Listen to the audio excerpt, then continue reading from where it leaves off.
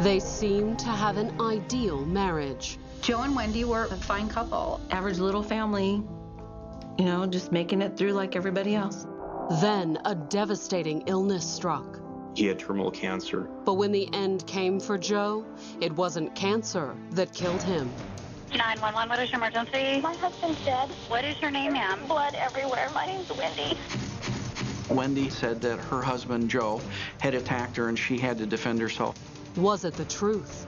Or was another deadly cancer lurking deep within their marriage? He had accused her of having an affair. Absolutely, she did not have a wedding ring on, and nor did she act like in any way that she was married.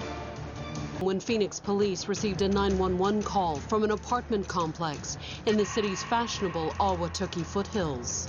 Ahwatukee is an upper middle class neighborhood. That's a very nice, comfortable, quiet part of Phoenix. The caller was 30-year-old Wendi Andriano, the apartment manager, and she was reporting a domestic disturbance in one of the apartments. Hers.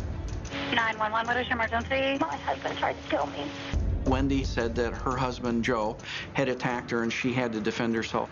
He tried to strangle me and I hit him, and then I tried to call 911, and then I didn't want to get involved, and so I stopped, and then he started being mad at me and then tried to take off after me again, and I hit him again.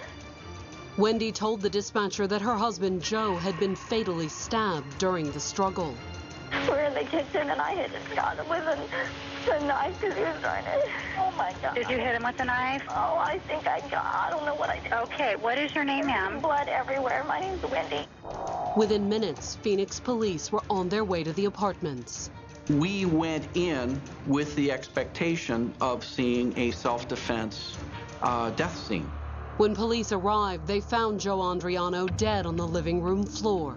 The bloody evidence at the scene appeared to confirm what Wendi had said regarding how her husband died. The crime scene told us, yes, there was a violent struggle here. There was a lot of blood. There was a broken bar stool. But there was one significant detail that gave detectives pause. Joe was dying.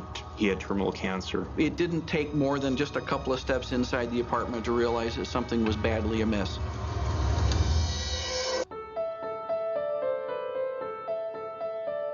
Wendi and Joe both grew up in the small farming community of Casa Grande, Arizona. But while they'd both gone to the same school, they never dated.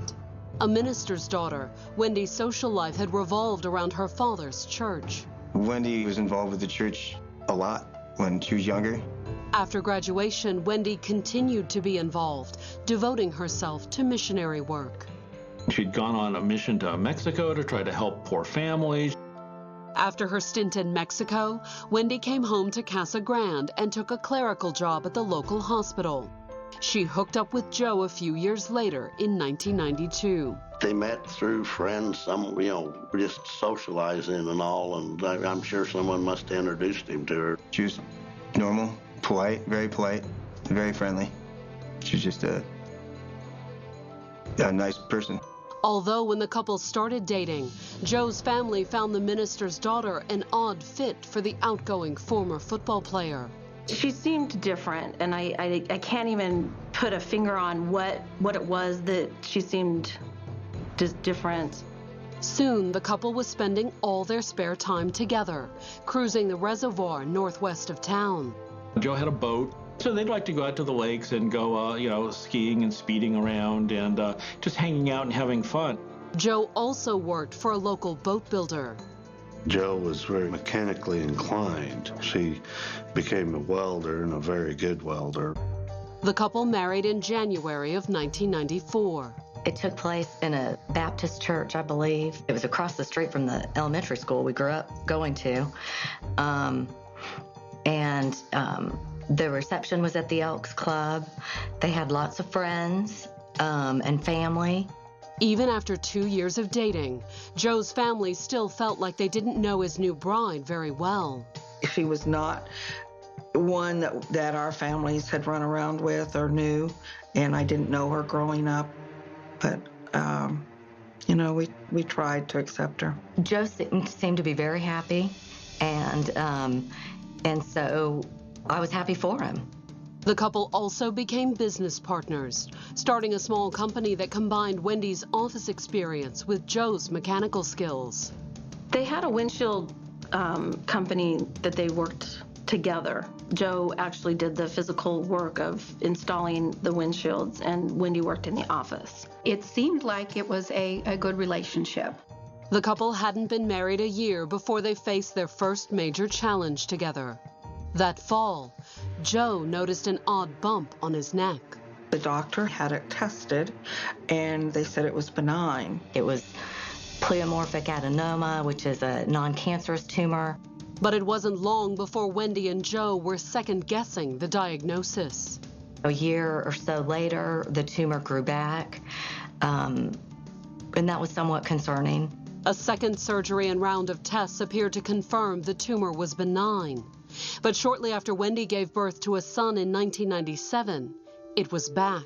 The third time, I was really beginning to get concerned because it just sounded like that it had to be cancer.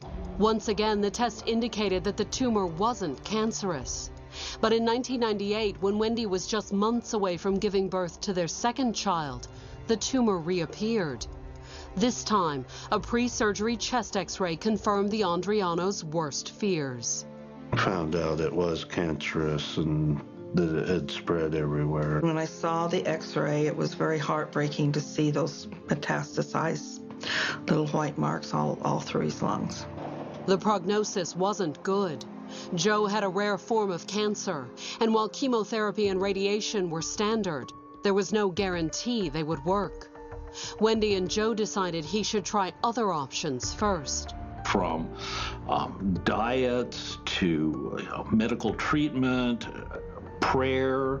They tried everything. He ended up going to a treatment facility, a holistic kind of treatment in Colorado, and learned about his diet and, tried to do some holistic kind of healing. He spent a couple of weeks up there for nutrition and spiritual centeredness and came back just really positive. They also filed a lawsuit against Joe's original doctor. They had expected to win millions of dollars for misdiagnosing Joe with cancer. Until then, it fell to Wendi to provide for the family. He tried to work for a while, and then he just didn't have the strength. Their roles had changed. She became the primary breadwinner in a lesser financial circumstance than they had been before. In December of '99, Wendi took a job managing an apartment complex in the Ahwatukee foothills, an upscale community on the outskirts of Phoenix. It was part of a chain of apartments. They were very upscale apartments. It was, luxury. And while the salary was average, the job came with other perks. Part of her deal was that she got a 3-bedroom apartment, which was very nice. Not that Wendi spent much time in their new apartment. Running an upscale complex like San Riva wasn't exactly a 9-to-5 job. The San Riva apartment complex was kind of a singles hangout. It was for professional men and women. Every Saturday or Sunday, we'd have picnics at the complex. We'd have a pool party that she would set up. She sponsored a softball team for us. Despite the stress at home, Wendi's new role as manager and breadwinner seemed to give her a new confidence in herself. She was very nice, very outgoing, successful, very friendly to people. Her busy social calendar had the added benefit of keeping her mind off Joe's devastating illness. She was just happier going out, from what I could see. The first few months at San Riva went well.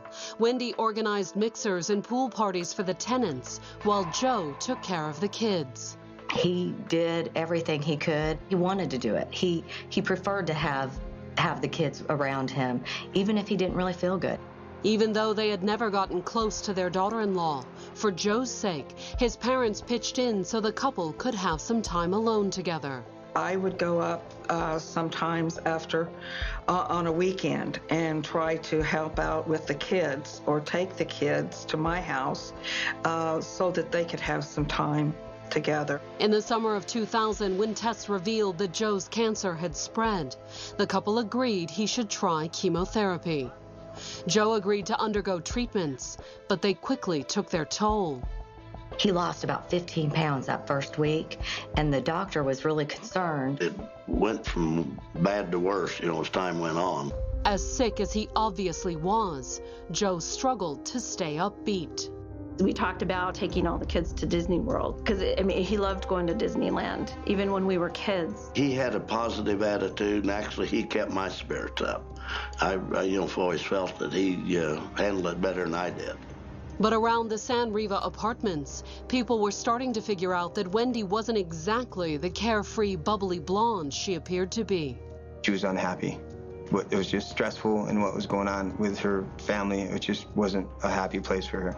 By the beginning of October of 2000, it became harder and harder to remain optimistic about Joe's chances of beating the cancer. It just became apparent that he was terminal. However, his doctor told the Andrianos that the cancer was slow growing. With treatment, 33-year-old Joe could live for several years. But by October 8th, Joe Andriano would be dead. A little after 2 a.m. on the morning of October 8th, Wendi Andriano called a friend who lived in the apartment complex. She told her friend that she needed someone to stay with the kids while she took Joe to the hospital. When the friend arrived, she found Joe alive, just barely. He was lying on the floor in the apartment. He was in a fetal position. There was vomit around him. He only had shorts on, and he couldn't get up. Wendi, meanwhile, appeared to have lost all hope. Miss Andriano confided in her that she had not called 911. She had not called any emergency services. The neighbor wasn't ready to give up, however. She urged Wendi to call the paramedics and then went outside to wait for them to arrive. The neighbor went outside to flag down the fire department. Wendi called 911, but when the EMTs arrived minutes later, she refused to let them or her friend inside the apartment. It was her indication that no medical care should be rendered. Coming up, the end finally comes for Joe. But will he try to take Wendi with him? She said that Joe had this telephone cord around her neck. Joe Andriano might have been dying of cancer, but he didn't go. Around 2:30 in the morning on October 8th, 2000, Wendi Andriano had called a friend to watch her children while she took her terminally ill husband Joe to the hospital. At the friend's urging, Wendi had called 911 instead. Situation under control. She told the fire department personnel that they needed to leave, that this individual had a do not resuscitate order. It was her indication to the fire department that no medical care should be rendered. Wendi sent both her friend and the paramedics away and went back inside to her sleeping children and ailing husband. Then at 3:30, she dialed 911 a second time. The paramedics came to the house an hour or so before the police got called. And she called the police to inform them that Joe was dead, but not from cancer. She said that she had been attacked and had defended herself and had wound up stabbing her husband. When police arrived at the apartment moments later, they found obvious signs of a deadly struggle. Once the police opened the front door to that apartment, they were confronted with blood everywhere. There was blood in the kitchen, blood in the dining room. There was blood spatter on the walls, on the ceilings. Lying in the middle of the bloody scene was Wendi's husband, Joe, dead on the floor with a knife wound to the neck. During the struggle, he was stabbed.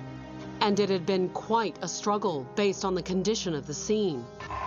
The living room was in complete disarray. There was a broken bar stool. There was even some damage in the master bedroom to a bed. Joe Andriano might have been dying of cancer, but he didn't go really easily in the end. For the police, that was the puzzling part. Barely an hour after telling EMTs that her husband was near death, she now claimed he had gone from dying man to deadly assailant. She indicated that the victim, Joseph Andriano, had actually attacked her. But everything about the situation seemed to rouse the suspicions of the police. It appeared that there was more here than met the eye, that there was more to it than the story that she gave. While crime scene technicians arrived to process the apartment, Phoenix police took Wendi down to the station for a formal statement. In the interrogation room, Wendi told the detectives that she and Joe had spent the evening in Casa Grande, visiting with Joe's parents. For the majority of the night, he laid on the couch. And I think we all took turns bringing him a plate of food and getting him something to drink and getting him a blanket or a pillow or something to make him comfortable. Once they got home and put the kids to bed, Wendi claimed that Joe had noticed she wasn't wearing her wedding ring. According to Wendi, he had worked himself into a rage, accusing her of having an affair. Wendi said he had accused her in the past of having an affair. Had to do with a prior incident in which she had gone out with her friends and that he'd called checking on her, and that when he'd called her, it was answered by a male. And the male told him, don't worry about your wife, we're taking care of her. According to Wendi, the argument turned into a shoving match. During the struggle, Joe had grabbed a belt. That's when Wendi said she had grabbed a bar stool and swung. And that's when you hit him with the bar stool? Yeah. And he went down on all fours, and then I hit him again, and I don't know how many times I hit him. And I know I hit him more than I should have. I mean, I know I did. But I was like freaked out. It was then she claimed that she'd called her neighbor for help, and why Joe was on the floor when the neighbor came over and urged her to call 911. She came over and she found Joe in just a terrible state. And she said, good grief, we need to call 911. We need to get the paramedics here to help Joe. He's so ill. Joe might have been in a terrible state when the neighbors saw him. But according to Wendi, once the neighbor had gone outside to wait for paramedics, Joe had gotten back to his feet. I said, the fire department's here. Do you want them to see this? You know, and I'm like, you have to listen to me. Do you want them to see this? And he didn't want them to see that. Wendi said the fight had gotten physical again, just a few minutes after the EMTs and her neighbor left. I felt like I was watching a zombie still trying to get me. Wendi had said that her husband tried to strangle her with a telephone cord. According to Wendi, she'd managed to break free, grabbing the first weapon that came to hand. And that's when I picked up the knife. And that is... He's sitting down. Yeah, we are both. He has me pinned down. We're both. And he starts to stand up. That's when I'm holding the knife. He's standing up. I'm standing up. And then he just falls flat on his face. And that's when, blood just went like everywhere. How many times did you stab him? I did not. That was it. And then when that blood squirted everywhere, that's when I went. That's just the one time? Yeah, I did not. And it was like he fell forward on it. It was just a weird... Fell forward on what? On the knife. She was very lack of emotion for having been involved in such an incident like that. Would the evidence back up her story? That morning at the police station, the investigators took photos of her injuries. She was not injured in any way comparable to what she had described as this violent struggle to the death. The level of violence that was in the apartment compared to the very, very faint marks of scratches on Wendi's neck, it didn't add up. While Wendi talked to detectives and had her injuries photographed, the detectives who had canvassed the apartment complex had uncovered information that cast further suspicion on Wendi's account. We had been told that Joe was disabled due to his illness, so he was able to get up and around, but he was very ill. So for him to have attacked Wendi just didn't make a whole lot of sense. The friend Wendi had called to come to the apartment in the early morning hours gave an account that more or less matched Wendi's, except for a few glaring details. She had seen Joe just moments after Wendi claimed to have hit him with the bar stool. Joseph was in the entryway. He was face down. There was vomit around him. But according to the friend, she had not seen either a broken bar stool or blood. But the most intriguing bit of information to surface that morning occurred while Wendi was waiting, alone in the interrogation room. During the time that she was left alone, Miss Andriano called one of the workers at the apartment complex where she worked. And she wasn't calling to check on her children, who'd been taken to Wendy's parents' house in Casa Grande. She asked them to hide some paperwork. On the afternoon of October 8th, while detectives got a search warrant for Wendy's office, Wendi was arrested for murder. Based on the physical evidence that was at the scene, we charged her initially with a second-degree murder. Coming up, police uncover a possible motive. She was literally going out and partying, having affairs. But were the affairs what Wendi was trying to hide? They had located a shipping invoice for a substance known as sodium azide. Since his diagnosis with terminal cancer back in 1998, 33-year-old Joe Andriano's family had long dreaded the news of his death. But no amount of advance notice could prepare them for the shock they received on the morning of October 8, 2000. Joe was dead, but it wasn't the cancer that killed him. We got a phone call in the evening, and it was my dad, and I'd answered the phone, and my dad said, "Your brother has been killed." And if that wasn't terrible enough, his wife, 30-year-old Wendi Andriano, was under arrest for the crime. I just outraged. My brother was not an abusive person. He was far from that. The investigators weren't convinced either. It appeared very readily that it was not a case of self-defense, that something else had occurred in the apartment. But if that something was murder, one question remained. Why would Wendi kill her dying husband? The police didn't have any answers, but they did have one intriguing lead: the phone call Wendi had made from the interrogation room. One of the initial things that tipped us off during the interview with her is I had walked out of the interview room and she'd gotten on the phone. It was called to her friend about retrieving some letters that had been left in her office. What was Wendi trying to hide? The police were determined to find out. Based on that, we obtained a search warrant to search her office. The detectives also talked to Wendi's coworkers, and it was through them that they got the first indications that Wendi was more than just a young woman struggling to support her dying husband. As Wendi's coworkers explained to the police, Joe had been right to be suspicious. Wendi's job wasn't all that kept her out after hours.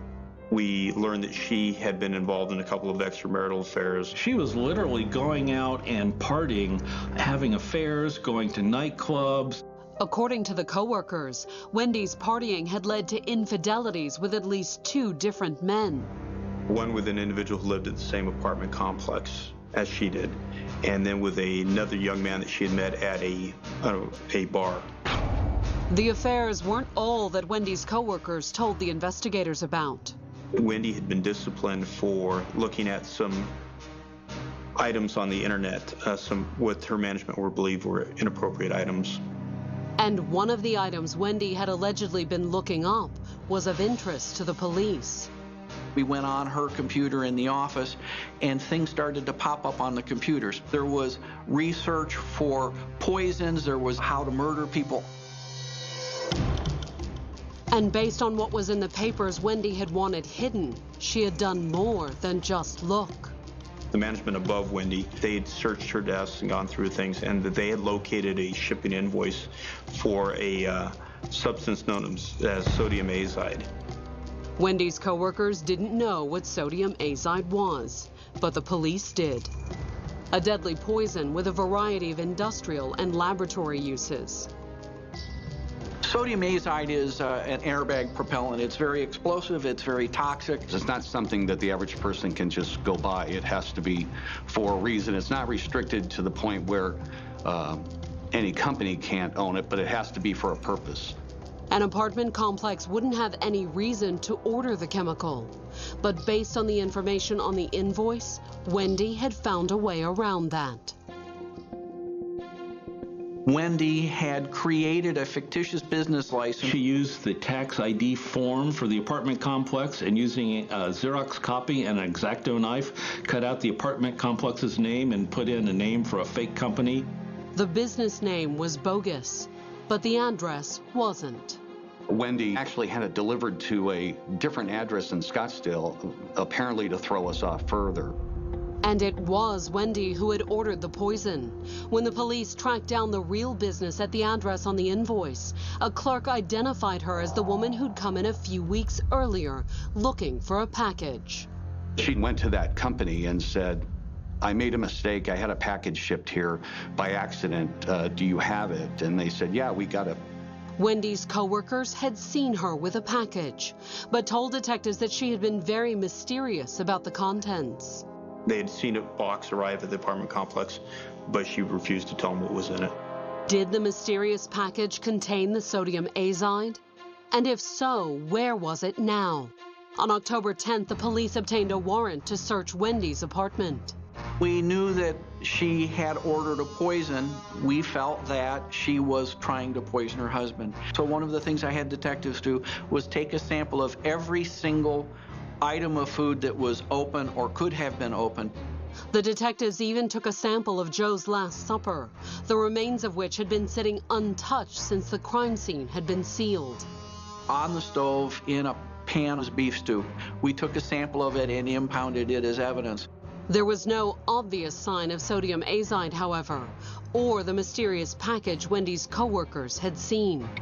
At least not in the apartment. Wendi had a storage unit, a single one-car garage, in the complex. So we drew a search warrant. And then they suited up. We're dealing with what we knew was possibly a poison, so you have to be careful. We wore biohazard suits and gloves, and we were careful. When the search started, it looked as if all the precautions were for nothing.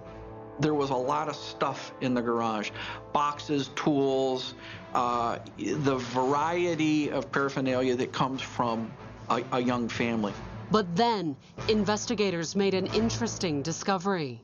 I found several boxes that were nested within each other, and there was a container with a shipping label and aluminum foil wrapping.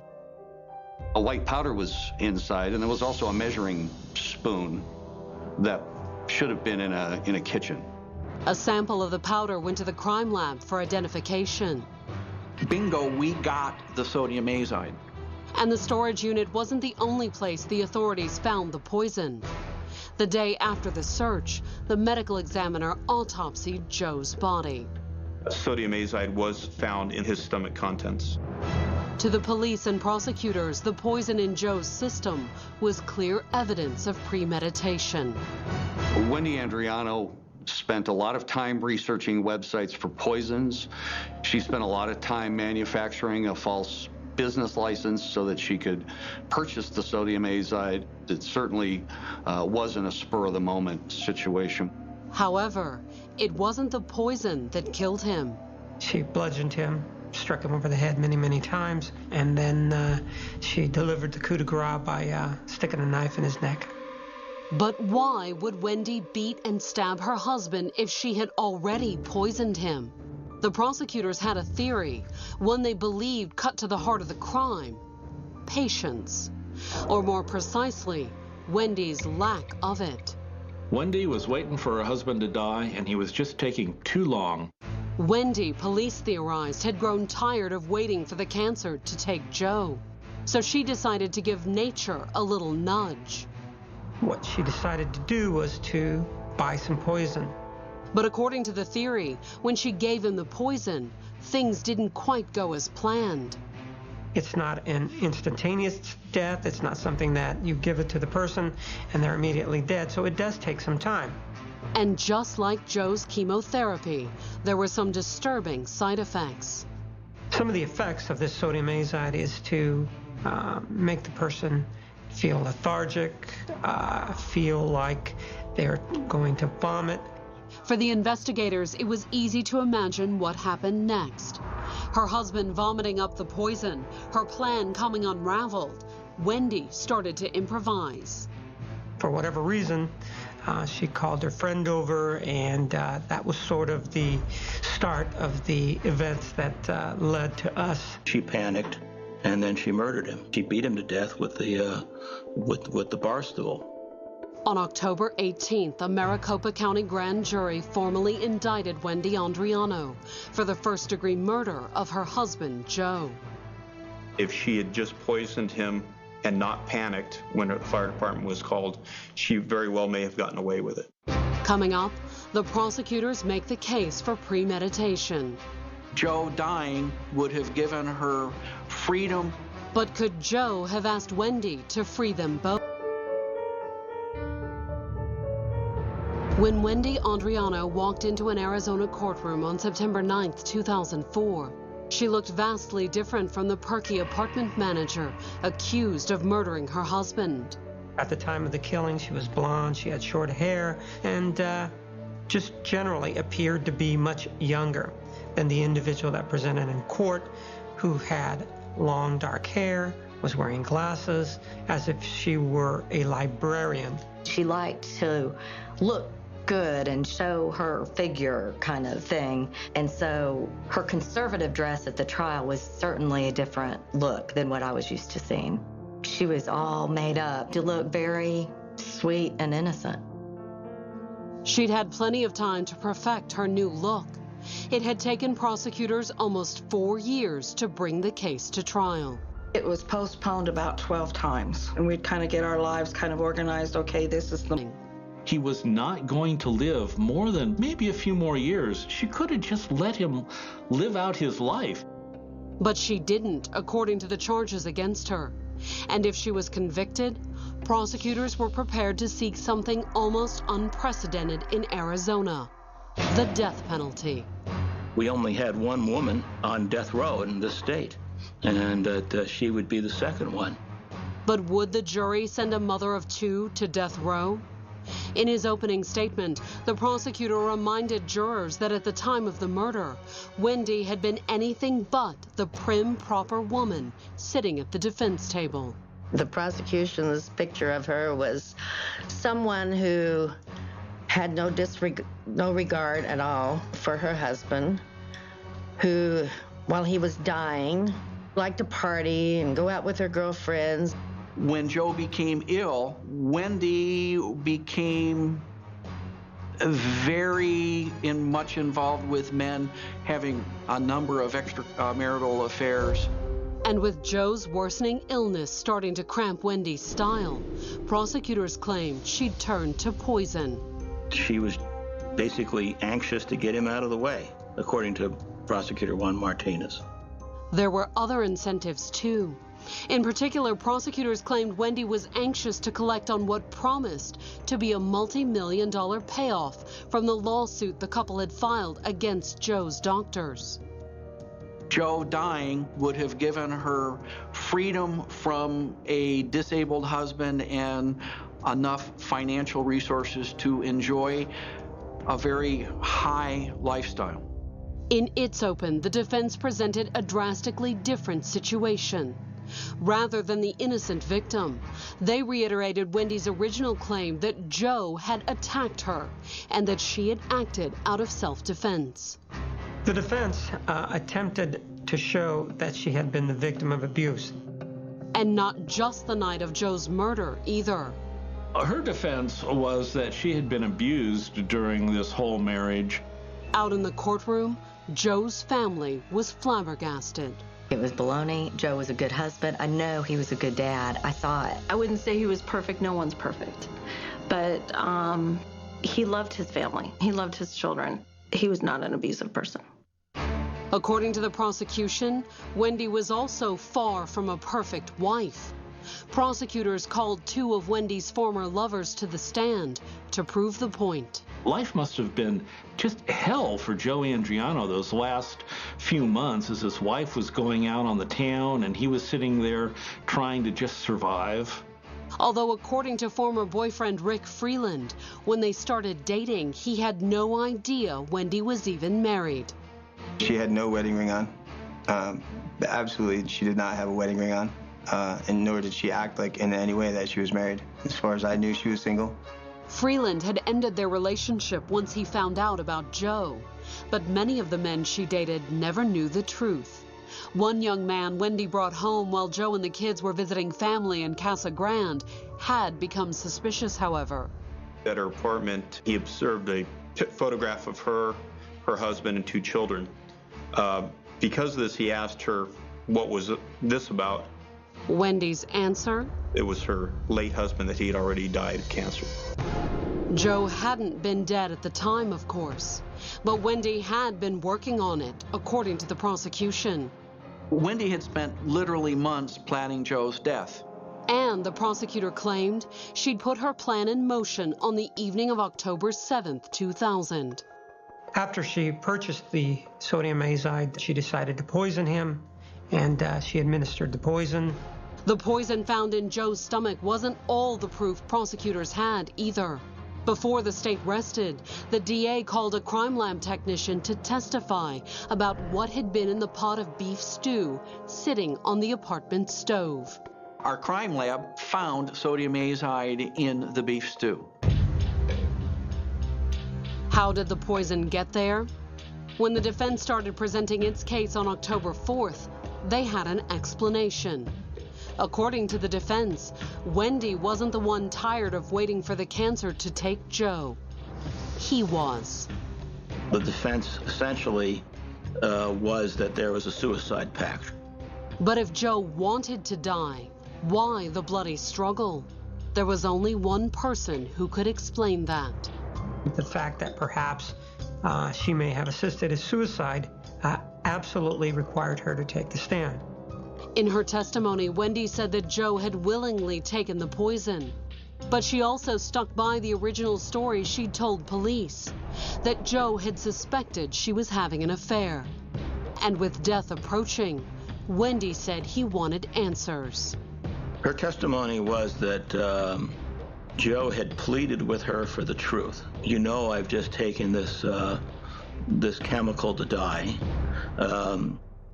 Please just tell me the truth. Were you having an affair or not?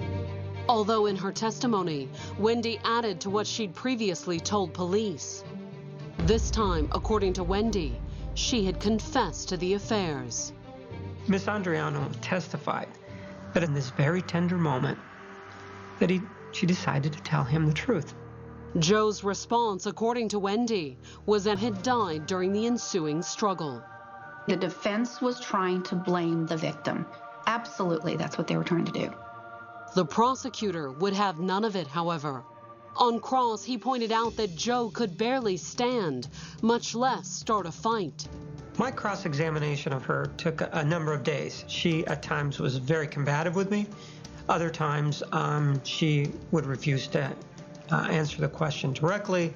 And then other times, she had problems, if you will, keeping her facts straight. He tore her apart on the witness stand, and he was not going to let a woman crying slow him down at all.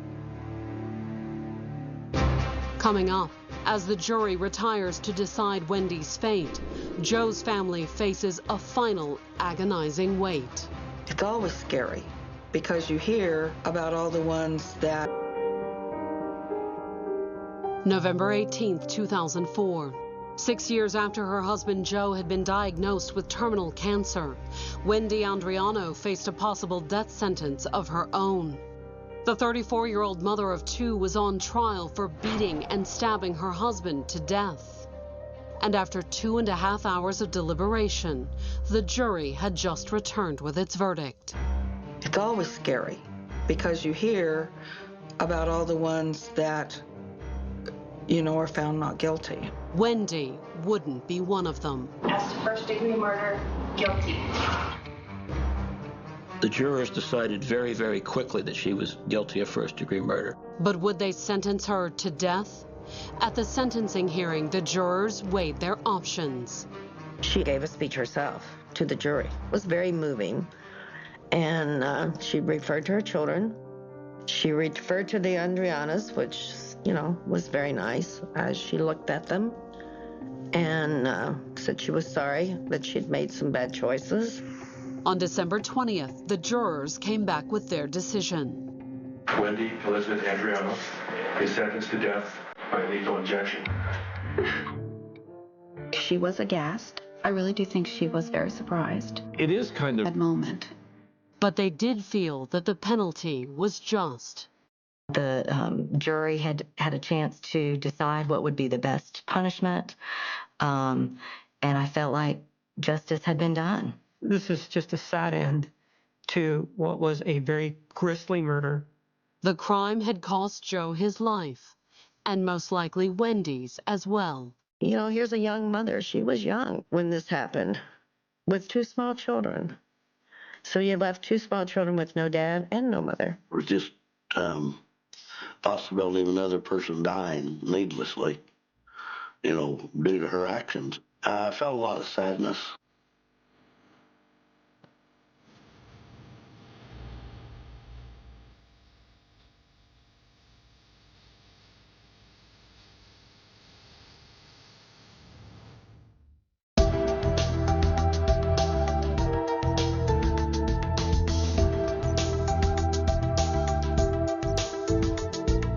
Young woman struggling to find her place in the world.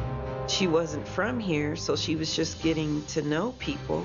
She moved in next door to a young couple trying to restore a century-old home. It had actually been a crack house. Together, the 3 20-somethings seemed to represent the best hope for their diverse neighborhood. It was becoming sort of a up-and-coming area. But that was before a shocking crime stunned the city. She screams out, "Jason's been shot." The investigation revealed one woman's shocking secret feelings. Hate for anyone and everyone that wasn't a black female. And led to a nationwide manhunt.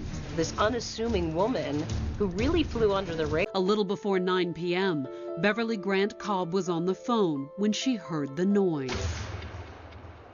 Whoever I was speaking to, I said, "Hold on just a minute." Everybody on that block must have heard the pop. And many neighbors on the block knew exactly what that sound was. The neighborhood had been blighted by the crack epidemic of the 80s and 90s, and now it was starting to turn. The old residents were quite aware of what a gunshot was.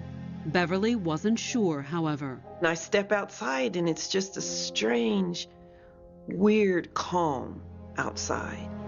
I mean, it's absolutely no one outside.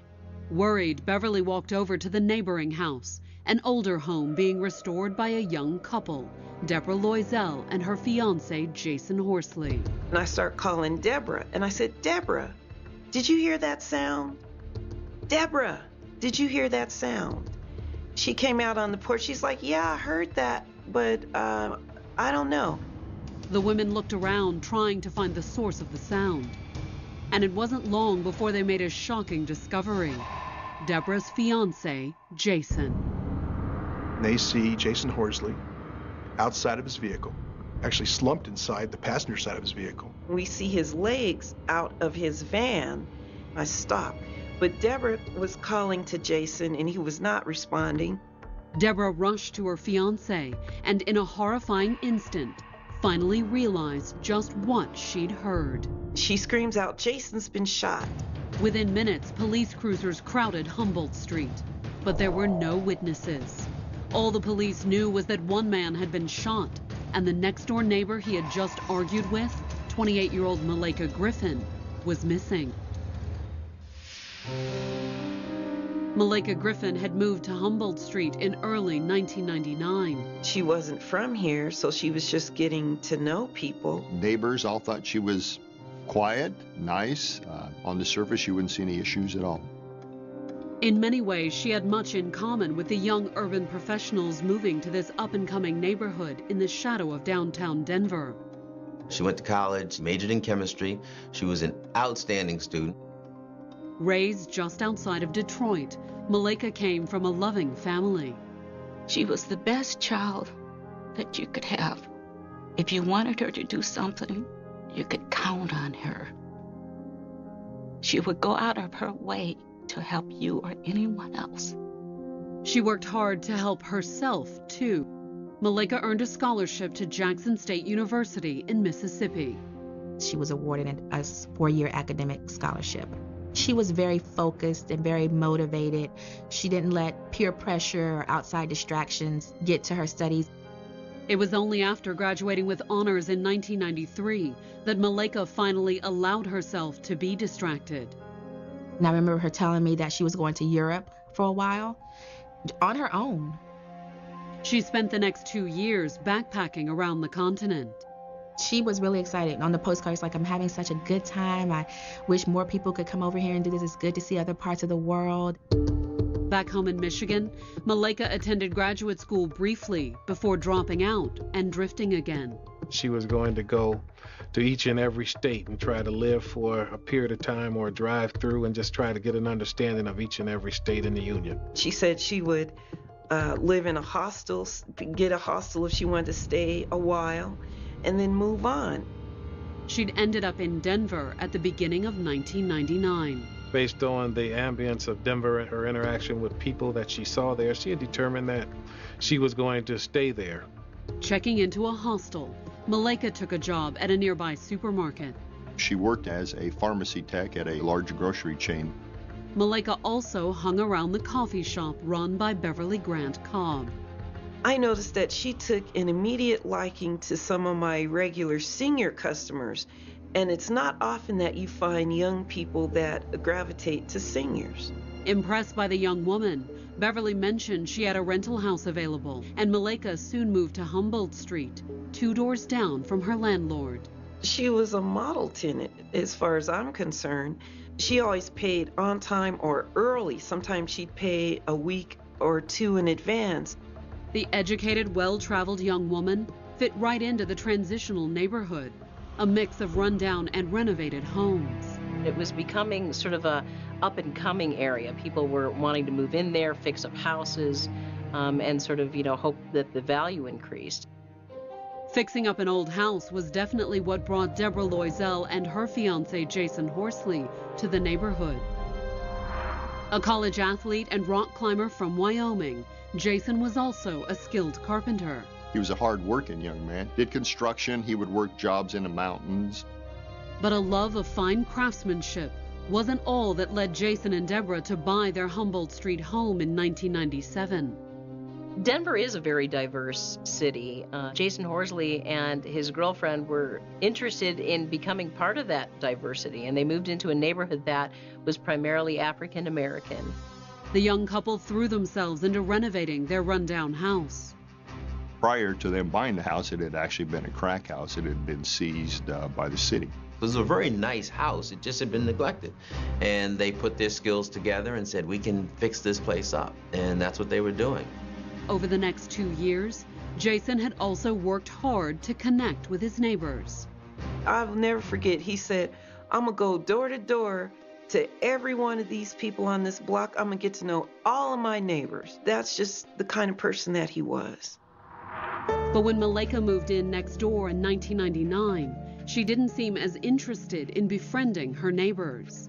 She was pretty mild-mannered and quiet. In April, a few weeks after she moved in, Malaika finally met the young couple next door. And unfortunately, things got off to a bad start. Like a lot of young couples living in the city, Deborah and Jason didn't have kids. They had dogs. They were their children, for all intents and purposes. They were not the best disciplined dogs, and they were known for charging people, barking and growling. That's exactly how they greeted the new neighbor on that spring afternoon. Malik had walked up to the fence and the dogs barked at her. I have to reiterate, if you didn't know those dogs and they came charging towards you, you would be afraid. Malaika may have been afraid, but she was also furious at Deborah, who was outside when it happened. Malaika started yelling and screaming at her just randomly out of the blue. She said, hey lady, you need to control your dogs. Now, that's not out of line. That's not an unreasonable, disrespectful comment. And truth be told, Deborah heard that a lot from people. She said she didn't like dogs, and if the dogs were to come on her property or bite her, that she would shoot their dogs. Offended, Deborah yelled back. Deb was very protective of their dogs. The shouting match was still going on when Malaika's landlord arrived on the scene minutes later. I happened to be coming home and parking, and I saw the ending of the argument. But when Beverly asked Malaika what was going on, her tenant blew the whole thing off. I talked to Malaika first because she approached us at the car. And I said, "Is everything okay? It looks like y'all were arguing." And she just kind of smiled. She goes, "Oh, it's no big deal. I was talking to her about those dogs." Malaika left. Deborah, meanwhile, was apologetic to Beverly. She said, "Bev, I got into it with your new tenant about the dogs. I'm kind of sorry. I'd like to talk to her about it." But she was also shaken. Literally, her eyes were teared. After all, the new neighbor had just threatened her pets.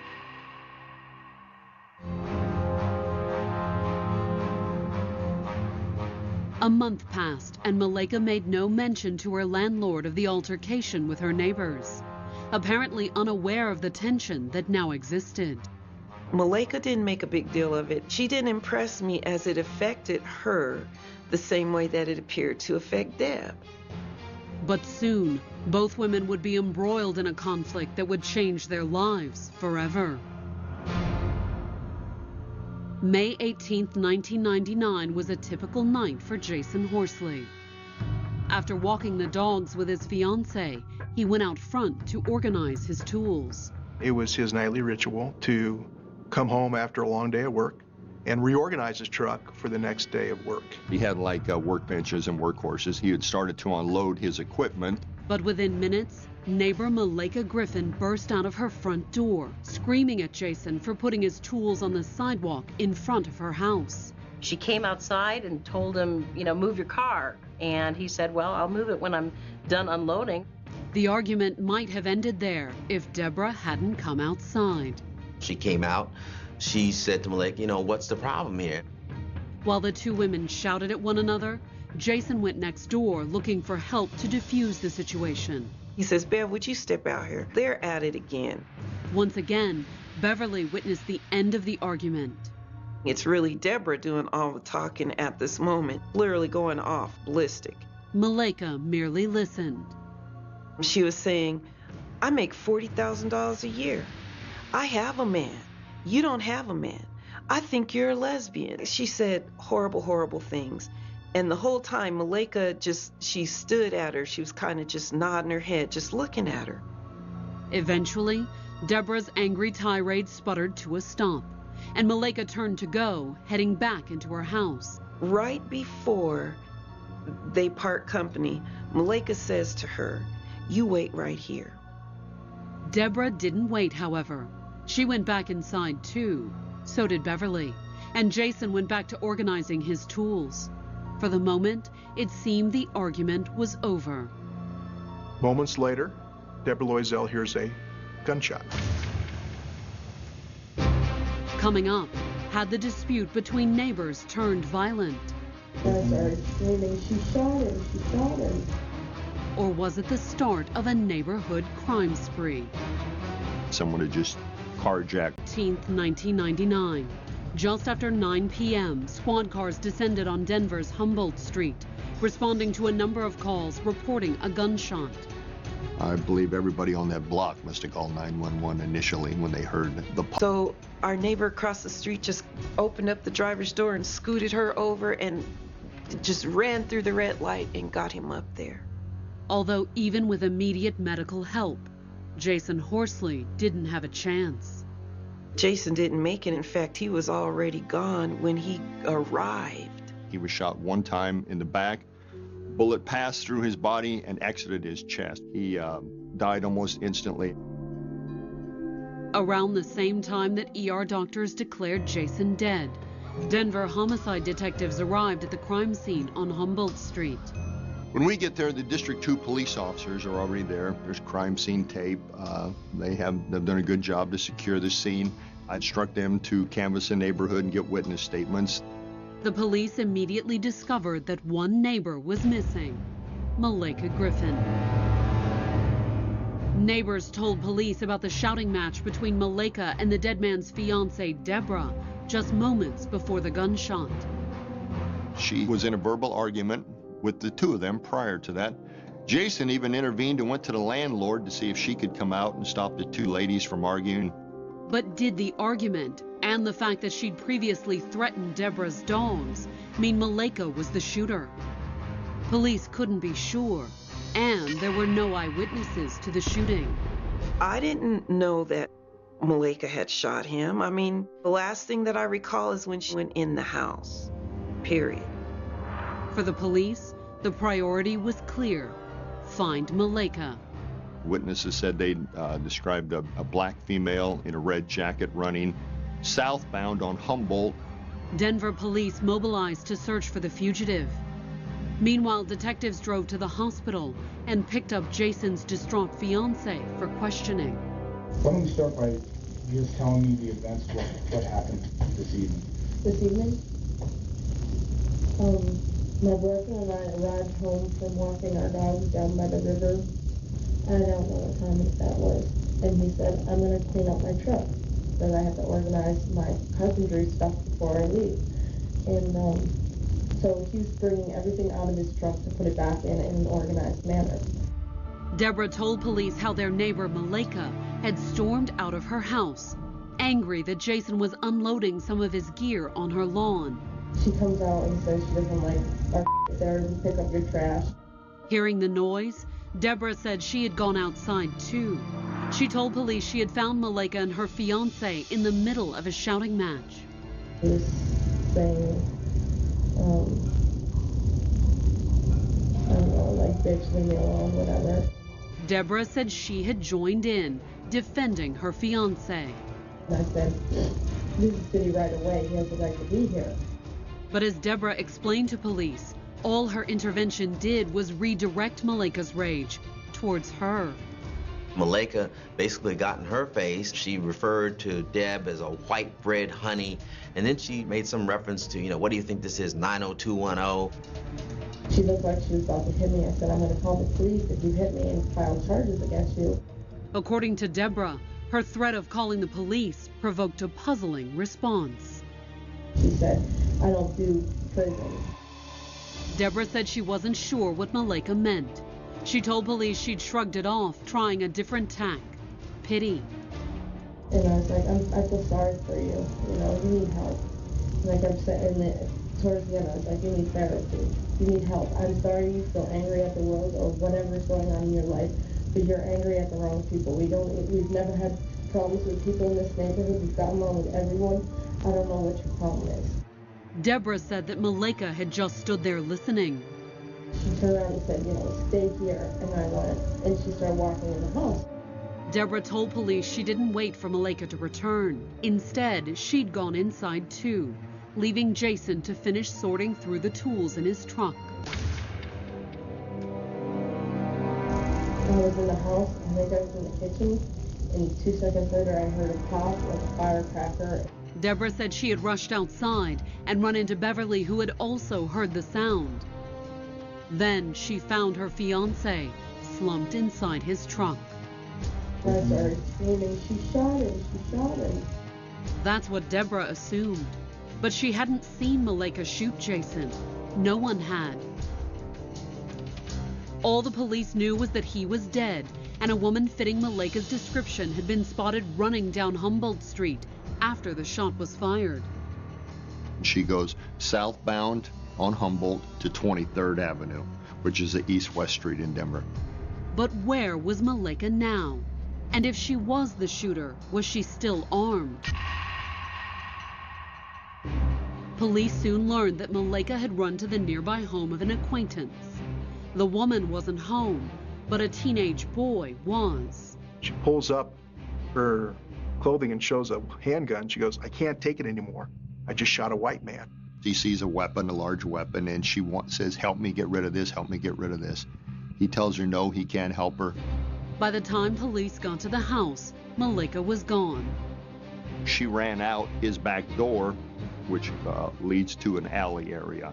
Behind the house, police found evidence that appeared to confirm the young man's story. In the dumpster behind that witness's house, we found a red jacket. But where had their suspect gone? Police wouldn't wait long for an answer. Later that night, they received another call from an acquaintance of Maleka's, a woman named Monique Thomas. Miss Thomas called and said that someone had just carjacked her vehicle. Police immediately broadcast to be on the lookout on the stolen car, an '88 Oldsmobile. In the interrogation room, the woman told police she'd been upstairs when Maleka started banging on her door. I looked out the window and said, hey, go down the stairs, open the door. When I opened the door, I smelled alcohol on her breath, but she was real nervous. I was like, what's wrong? According to Monique, Maleka's story differed from the one she'd previously told. She said, I'm having a problem with my boyfriend. Can I borrow your car? Monique Thomas said, well, you can't borrow my car, but I'll take you where you want to go. Where do you want to go? But as Monique told the police, no wasn't the answer Maleka wanted to hear. She just pulled the gun out and put it down. She grabs the car keys. She pulls the phone cord out of the wall. She said, I don't want to do this. And don't scream, don't call the police. Monique said that Maleka had started to leave, keys in hand, but then she stopped just inside the front door. She looked out the door and the police was coming down the street real slow. As they was coming down the street real slow, she told me to look out and make sure they was gone. So I looked out and made sure they was gone. Within minutes, the police had moved on, and so had Maleka. She put her gun back in her pants and she left out the door. She steals her car, and she vanishes. Coming up, Maleka goes on the run. Callers had seen Maleka all the way across the United States. But is she more armed and dangerous than anyone suspected? They found an assault rifle. Books that teach people how to make bombs. And we found 2 hand grenades. In the early morning hours of May 19, 1999, Denver police were once again at the Humboldt Street home of Maleka Griffin, suspected in the shooting death of her neighbor, 25-year-old Jason Horsley. Maleka was still on the run. She'd been last seen stealing an acquaintance's car at gunpoint. She was in fact wanted for investigation of first-degree murder, aggravated robbery, and aggravated motor vehicle theft. But where was the fugitive headed? The search for clues had brought the police back to Humboldt Street. The gun that Klebold and Harris had used in the Columbine massacre. And the assault rifle was only the beginning of Maleka's arsenal. We found 2 hand grenades. We then had to back out of that house and notify our bomb squad. The bomb squad arrived and determined that the grenades were just shells, empty of explosives. But the weapons weren't all police found in Maleka's room. There were books, the Anarchist Cookbook, The Poor Man's James Bond, all books that teach people how to change their identity, how to make booby traps, how to make bombs. Books that basically people like your Tim McVeighs would read. This unassuming woman who really flew under the radar was really scary.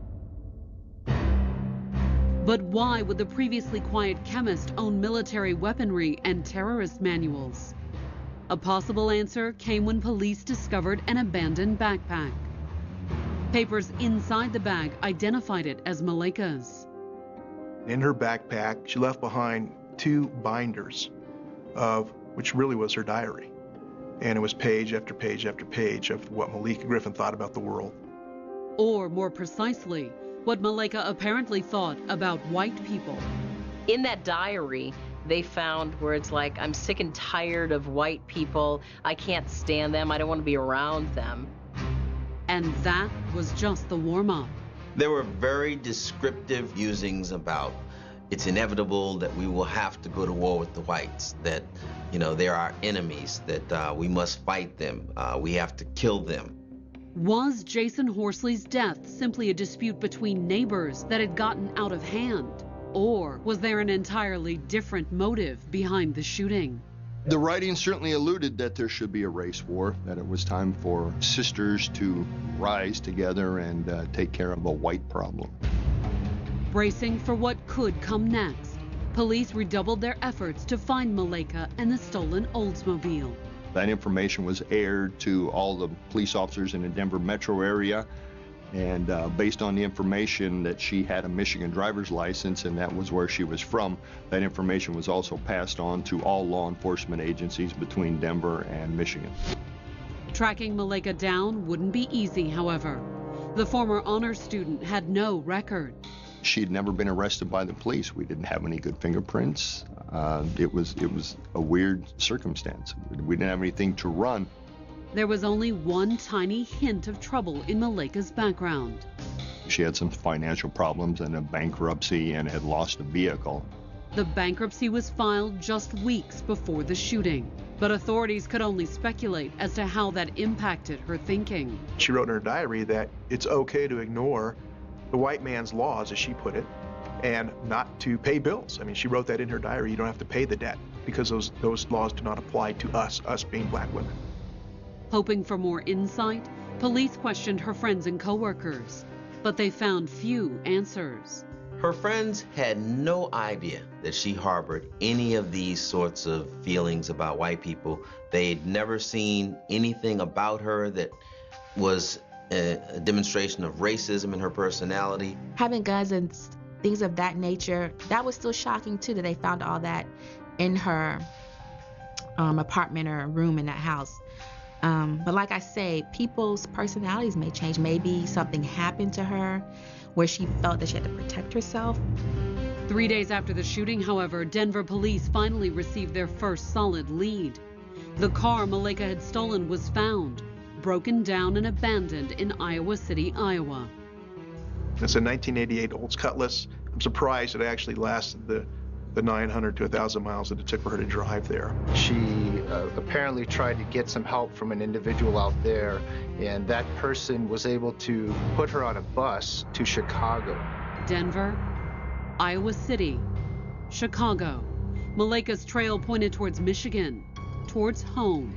Detectives thought that she might be near Pontiac, Michigan, where her mother lives. She had contacted her mother via telephone in Chicago and stated that she was in trouble, and that was the last contact that her mother had. Malaika had never shown up in Pontiac, but with proof that she had crossed state lines, the FBI joined the hunt. With their assistance, we were able to procure a UFAB warrant, which is unlawful flight to avoid prosecution. But even as the search for her intensified, Malaika did something unusual. She disappeared. It's very hard, I think, for anybody who is not planning on hitting the road without resources, without a place to go, to just do it. And it's pretty remarkable that she was successful. Weeks turned to months with no sign of Malaika, and with no new leads, the Denver police made a public appeal for help.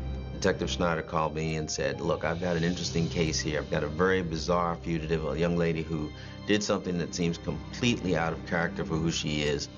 9 months after the shooting, America's Most Wanted aired a story on the murder of Jason Horsley. Our next fugitive was always known as a quiet, gentle person, but it seems she hid a very dark side. The calls immediately came flooding in. One tip that would sound good would be in Alaska, and the next day someone would call and say, I'm positive I saw her, and it was in the state of Tennessee. The FBI sent investigators out to fully investigate and track down every single one of those leads. But none of the leads panned out. We get a lot of tips, but they were always look-alike sightings or this or that. They were never really confirmed where we and the police could look at it and say, we definitely think this is her. 6 years passed.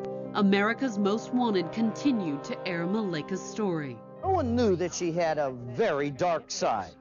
A young couple who met the neighbor from hell. It's actually very difficult to stay under the radar for that amount of time, especially with the amount of national media exposure that she was subjected to.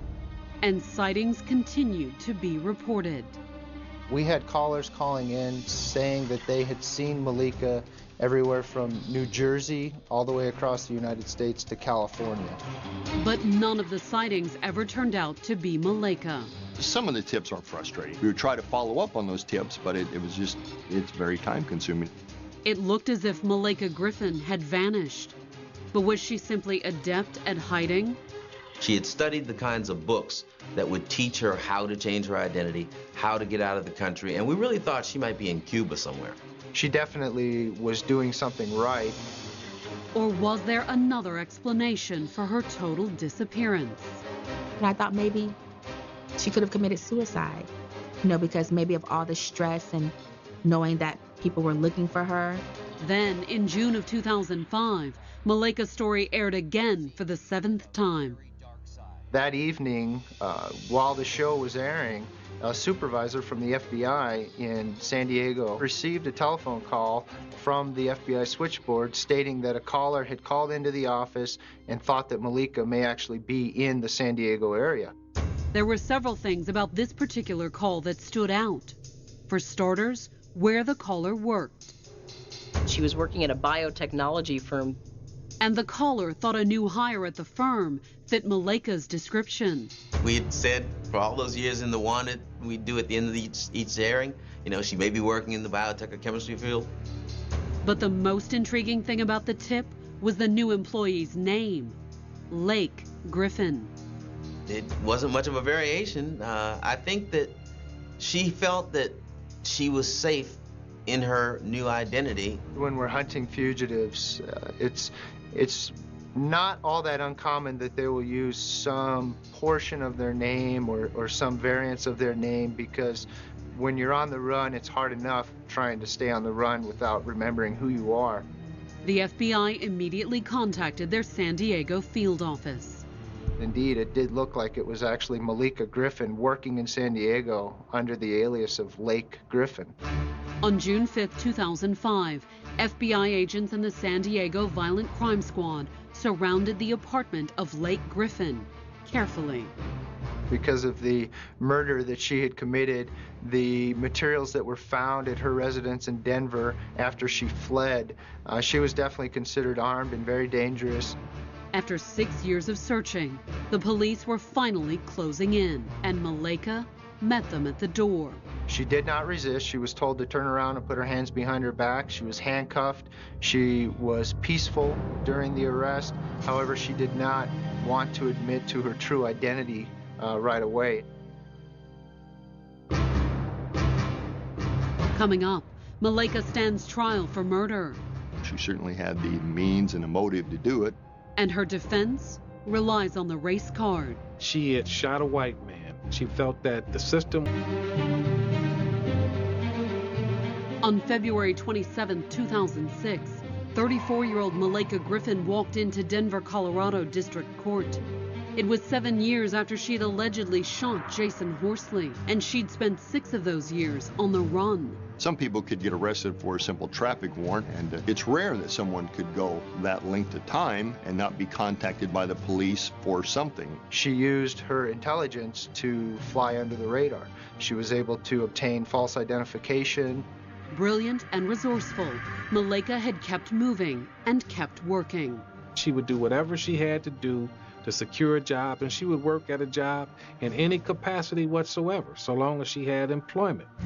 But after 6 successful years as a fugitive, Malaika's choices had revealed her identity. She went to work for a biotech firm. Within a week of going to work for that firm, and a coworker saw the 7th or 8th airing of the profile of the killing on America's Most Wanted, recognized her and called the FBI. Arrested for first-degree murder. And we locate our witnesses. That was the number one thing. Police and prosecutors had spent the 8 months since Malaika's arrest tracking down witnesses and rebuilding their case.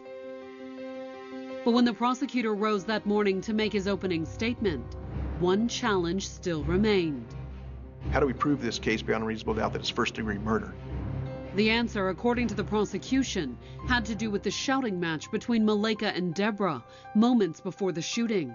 A shouting match that had been all but over, according to the prosecutor, when Malaika calmly turned and walked away from Deborah. Malaika Griffin went inside her home.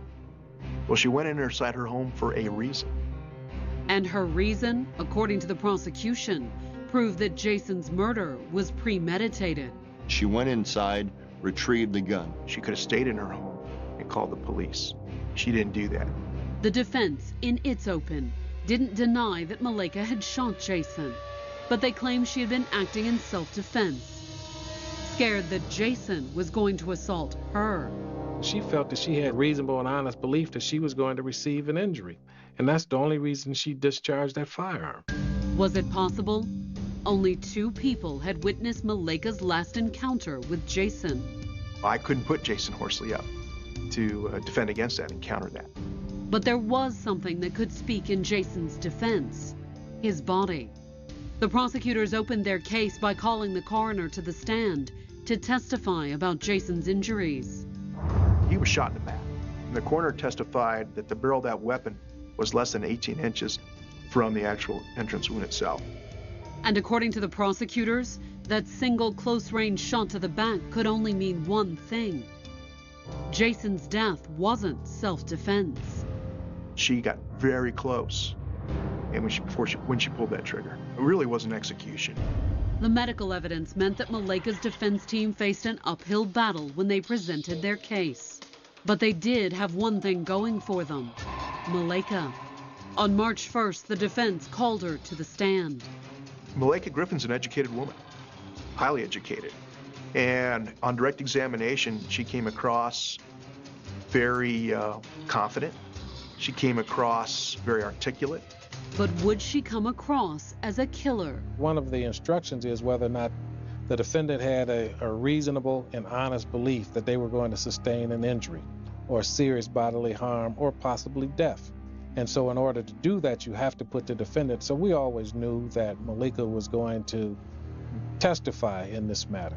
In her testimony, Malaika admitted to going inside and getting the gun. She was just going to go in the house. She grabbed her bag. In her bag was a gun. And it's just something that she carries as a single woman going around from place to place.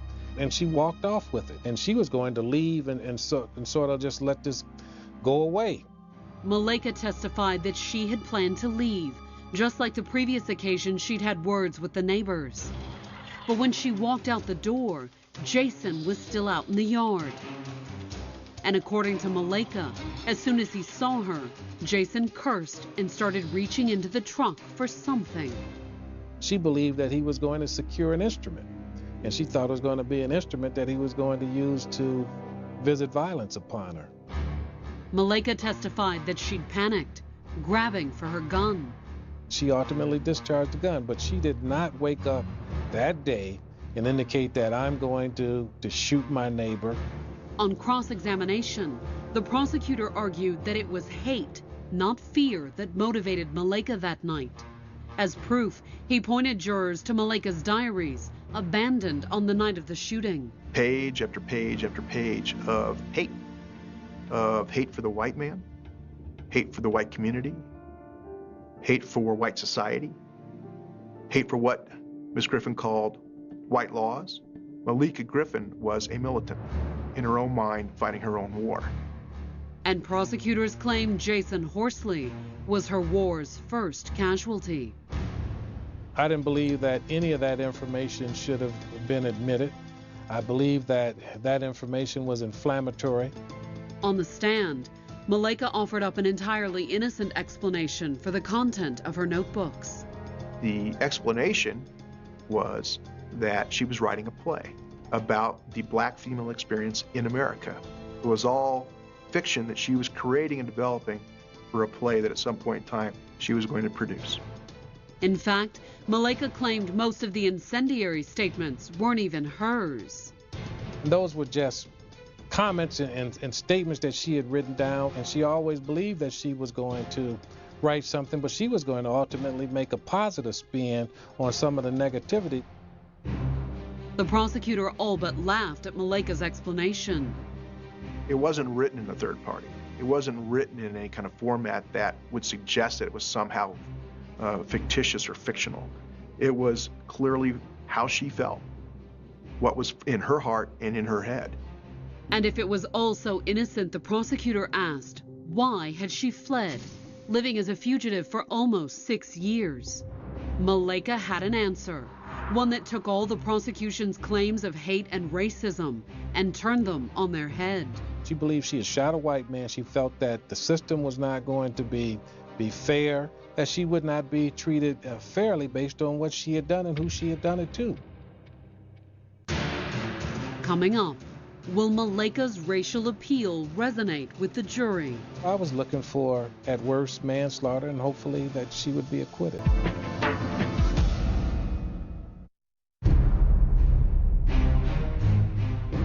Denver, Colorado, March 6, 2006.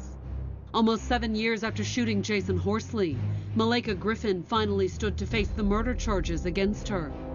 In her trial, Malaika had admitted to killing her next-door neighbor. According to the prosecutors, she'd acted out of anger, but she claimed it was self-defense. And it took jurors 8 hours to reach a decision. I was looking for, at worst, manslaughter, and hopefully that she would be acquitted. After 6 years on the run and more than a week of trial, it all came down to the moment when the foreperson rose to read the jury's verdict. They convicted Malaika Griffin of first-degree murder after deliberation for the killing of Jason Horsley. Absolutely no other way it could be. I mean, beyond a shadow of a doubt, she certainly killed him. And the conviction carried a stiff sentence. She received an automatic life sentence without parole for the homicide, the first-degree murder conviction. She will never leave prison. She will die in prison. It was a racially based... Against the injustice of the white man's world, didn't seem surprised by the verdict. She was ultimately saddened by the... I didn't know her as a monster, but she absolutely committed a monstrous act.